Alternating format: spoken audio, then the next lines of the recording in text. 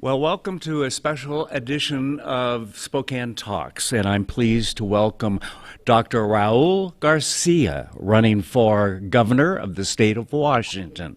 And I say I'm pleased to have you on because it's been very clear that we need some replacement in Olympia, okay? And I hear that daily with the people that I talk to. But I want to learn more about you. You've kind of you're kind of new to all of us over here, okay? We don't hear much about the West Side and in Yakima and other areas, and so first of all, I do know that your parents, I believe, lived in Cuba. I lived in Cuba. You lived in Cuba, okay? Tell me about your background, okay? I'm really interested in learning more. So I was born in Cuba. Okay. Lived 11 years under that communist system. Yeah. Learned a lot from it. I'll bet you did. Was able to leave. I went to Spain. From Spain, I arrived in the United States in Miami. I grew up, high school and college, graduated from the University of Miami, and then went to medical school in New York, where I did a specialty in emergency medicine in the Bronx.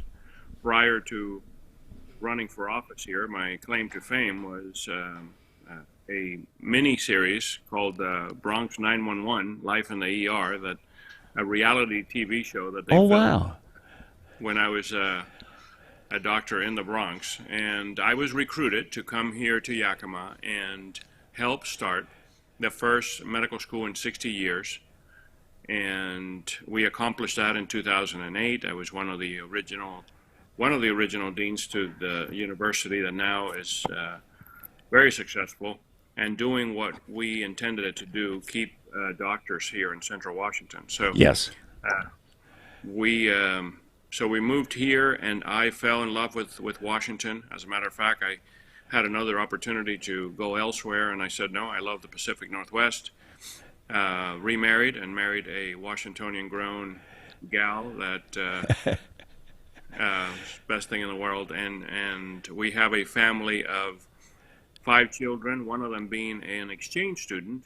Came to us from Spain and asked her parents if she could stay with us throughout high school. So she became a part of the family and one of us, and we have 4 other children, and we live in Yakima. We have a small business here in Yakima, a wellness clinic. And I am the director of emergency medicine in one of the hospitals in Tri-Cities. So that's the short about... Yeah, I was going to say, that's the short list. How do you like living in Yakima, in that area? I love living in Yakima. We all this started in a campfire in Rimrock Lake, close to White Pass, and that's where we go relax.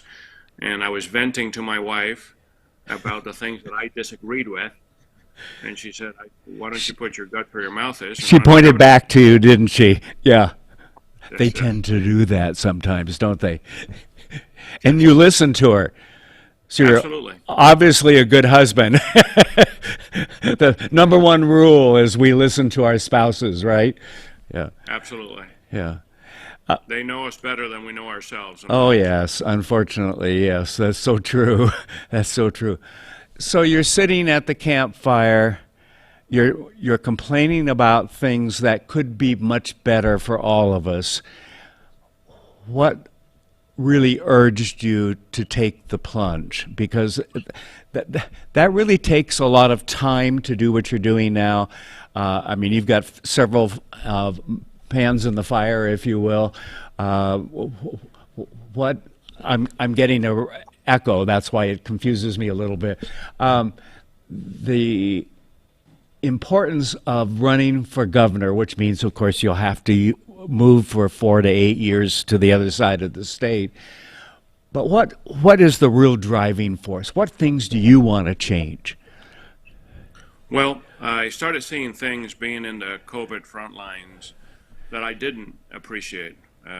Being a microbiologist, immunologist, this is kind of my thing. And I didn't appreciate that we didn't shield our most vulnerable population. We made a big mistake there, and our elderly started dying in nursing homes. We also had control of the first wave of the pandemic where our hospitals were empty. We were furloughing doctors and nurses. And that was the time to reopen responsibly, let our people out, and let our economy start again. And that did not happen. I just didn't see any interest in the balance of the health of our citizens and the balance of the health of our businesses, truthfully. But Right. the one thing that really got to me, and that I said, that's it. This is the end of the line here, and I need to do something about it, is that we have one branch of government that has decided to rule and mandate and dictate without checks and balances. Yeah. And that is something that is very dear to me, coming from Cuba, coming from a system that took my grandfather's farm away from us. They just showed up one day and said, this is now state property. And there was a tobacco plantation and a dairy farm that he had, and that was taken away from us. They took our independence. They took my mother's license to practice teaching because she simply would not agree with the government and belong to the Communist Party. So I'm very aware of that scenario and that type of a government, and I am afraid that we are selling a culture of government dependency in this state, which is definitely not the answer. You know, when I was in fourth grade, the teacher asked us to put our heads down and ask God for candy. And candy did not appear when we put our heads back up. So she said, well, now put your heads down and ask our government, Fidel Castro, for candy. And candy appeared on every desk. And she said, this is so you understand that the only God is government. Wow. And I'm sorry, but that is not how I feel. That's not how I felt then. That is not how I feel now. Government is here to help the people. The government was created as a convenience to open up opportunities and help us succeed, not to limit our growth. And that's what I have been seeing here over the last few months. So I was venting hard to my wife, and she urged me to run and supported me, and that's where it all started. And I didn't know how it was going to happen, but I knew that I had the intention to run an efficient government that is for the people, that does not rely on taxes to spend money, that actually runs efficiently and cuts the fat. And things have lined up in such a way that I think that this is way bigger than I am. I think the message is so strong that we have united a Republican Party all the way from Dan Evans to Doug Hastings, from Rob McKenna to Sheriff Ozzie in Spokane. That's a strong voice for us in our campaign. To Tom Dent, to Senator Gordon. So people that have been at different aspects of the spectrum before and are all sitting in one campaign supporting the same message, because the message is a unity message. We have a very specific window here where we could unite Washington like never seen before, because I think that Democrats and Republicans want to change, and that change could come in unity, because in our everyday life we agree more than we disagree. So that is our message. I think that is working well. Good. I find it interesting that you talk about the life in Cuba, essentially communism, socialism, whatever you want to call it, and it comes by different names depending on how bad things are. There's a lot of talk now across this country about going to socialism. We know as a fact that it's never worked. What message can you put out there to especially younger people who don't understand? And I think it's sometimes our fault in terms of insisting on education to tell the truth and to not just whitewash, systems like that. But what words of wisdom can you implore to these young folks who thinks that socialism is the answer? What I have consistently said, and of course I tell them my story, which I Yes. feel is powerful because I lived it and I know exactly what it is, that they have to be clear that dependence on government eliminates our freedoms. Yeah. The more we walk towards a dependence on government, we are taking more and more and more freedoms from ourselves away. And that resounds with the younger crowd. What I have said to them is, look, I could start this and I could set the example, but I depend on you to continue it. And that is how really we're going to change Washington for a long time. If you follow my lead and get involved now, because the reason that things have gotten such out of hand is because some of us did not get involved when we were younger and let this happen. So I'm asking the young people to get involved now so that never happens. And I've seen some terrific young people who get it. And I think it's important that they step up and be part of the solution and not just listen to the loud voices out there that seem to get the mainstream media attention and everything else. I appreciate your comment about the effect of this pandemic on businesses, okay? I think we've had two viruses. One is the COVID-19, obviously, and that's going to continue in one form or another for a while. I understand that. But the other is an economic virus, and I appreciate our national government in standing up and helping in some ways. But closing businesses down, what our current governor is doing is criminal. I'm sorry. Our audience and our sponsors are primarily small business owners. I can't tell you how many in the last month or so have told me that they weren't sure they could continue. They weren't as worried about the effect of bankruptcy on themselves or being out of work, but they were thinking of their 5 or 10 or 20 employees that depend on them. Okay, and some of them have gone out of business. Some are waiting. I was just downtown before this having a lunch meeting, and I had to go to, I think it was 4 restaurants before I could find one that we could dine in, okay? And because they just don't want to take a chance, they don't want to be closed again, they're doing some takeout. Well, one of them was. The rest were closed. And I think about those employees who depend on that. Often it's one of their first jobs. And it's time to get back to work. Well, I'm a small business owner myself. As I said, I own a clinic here in Yakima, and we have been hit by this pandemic. We have horribly mismanaged this for small businesses, and we have played political science. Yes. This has been political science, not science, because mom and pop stores are being punished for seeing 20 people a day, and they remain closed.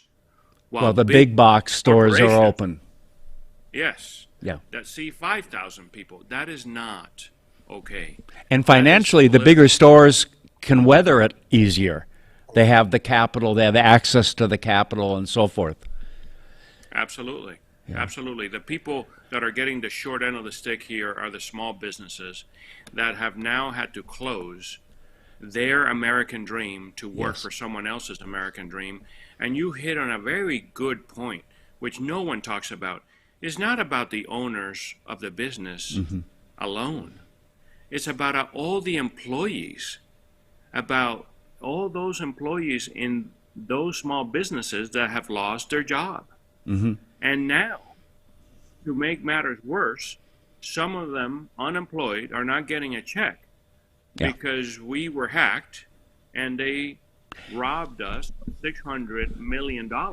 Where's the accountability for that? Exactly. The person in charge is still in charge. How could we run a government Well, that way? that leaves me feeling really good.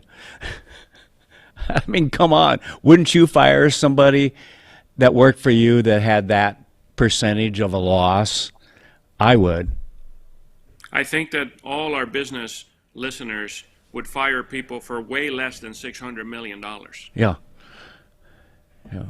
Yeah, accountability, decisive leadership, and competence are missing in our government today. And we would like to change that.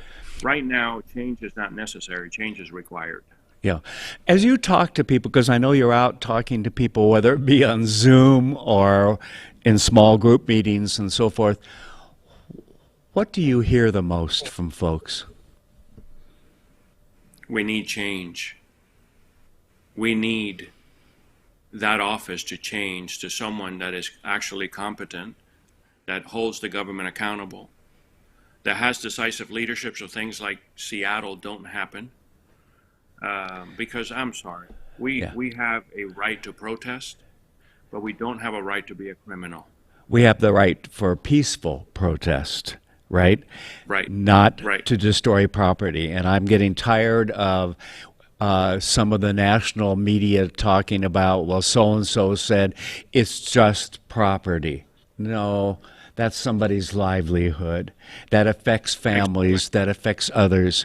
What should our current governor have done in Seattle because of all that's been going on and continues to go on?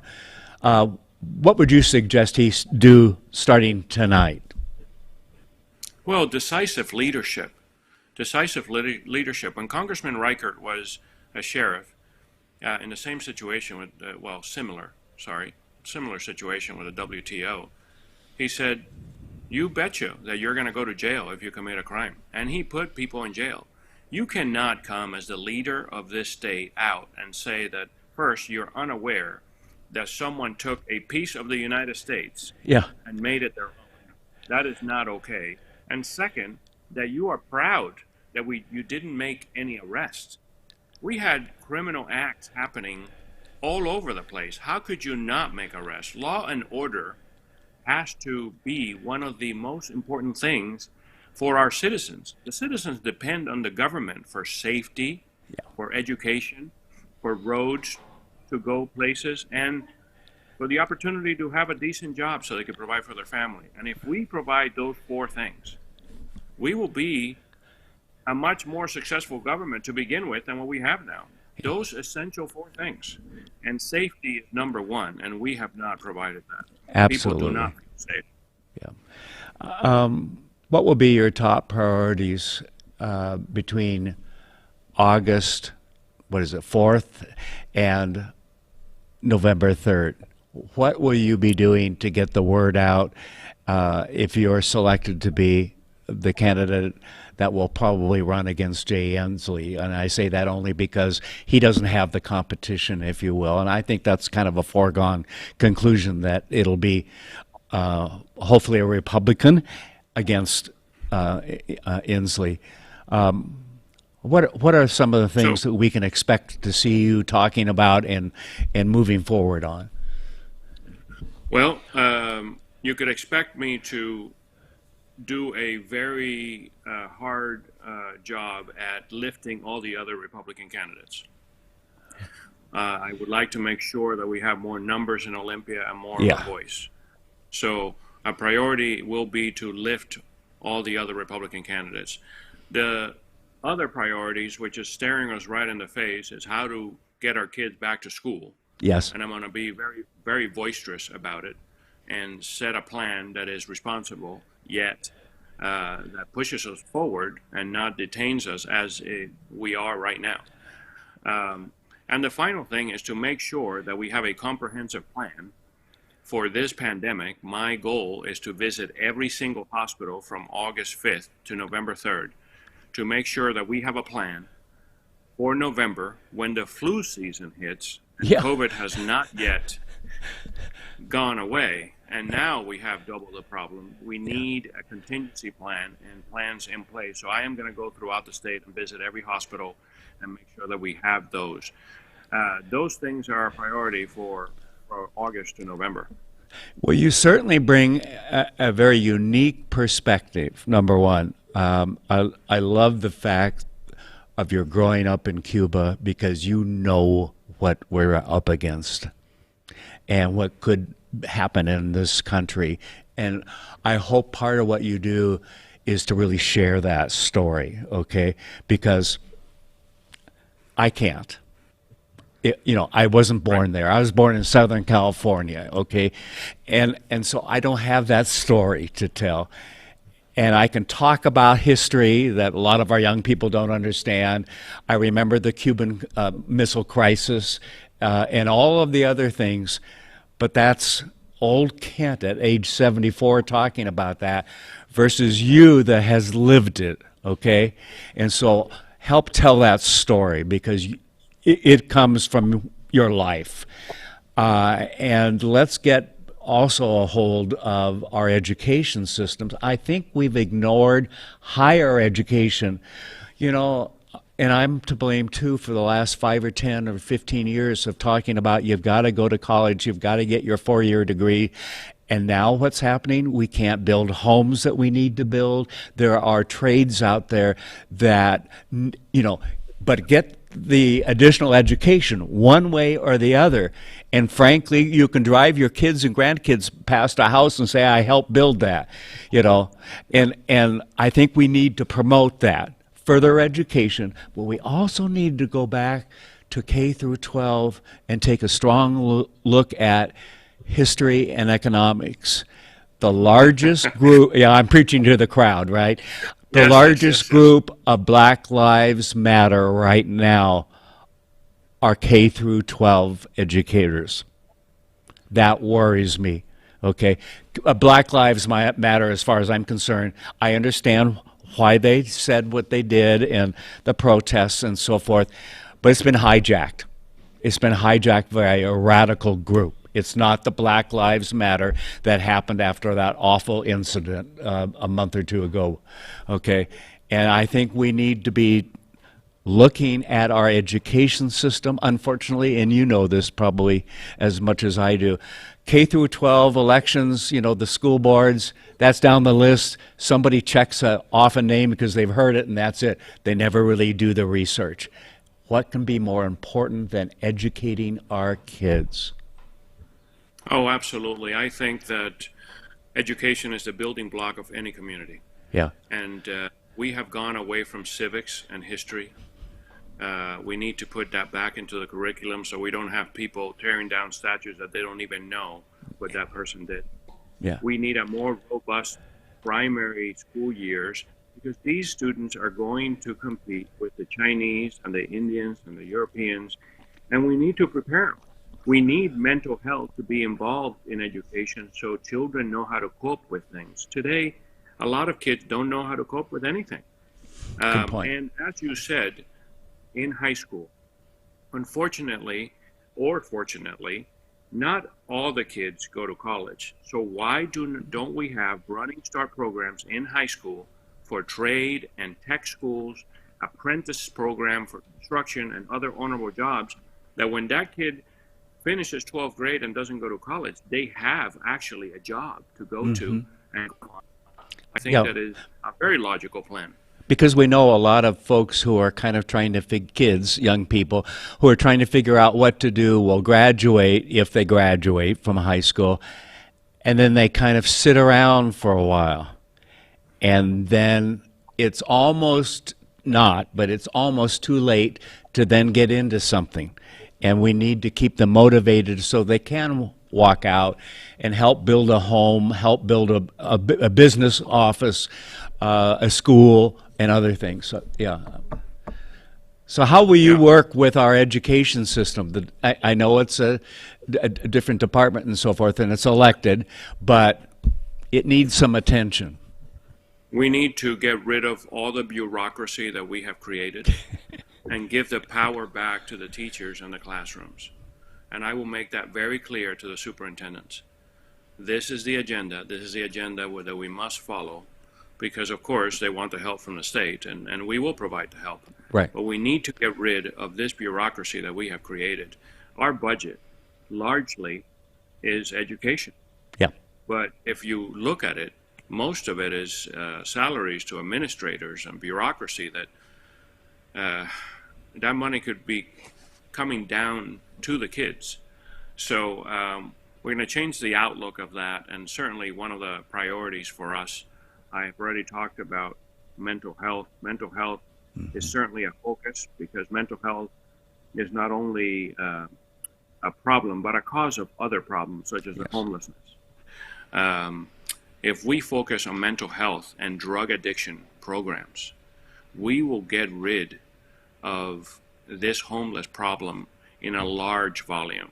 Yes. I mean, we could take care of the mother that just lost her house and is in the street with her 2 children. We have programs for that. But we don't have programs for the people that don't want to leave the street. And the people that don't want to leave the street is because they're mentally ill or they're drug addicted.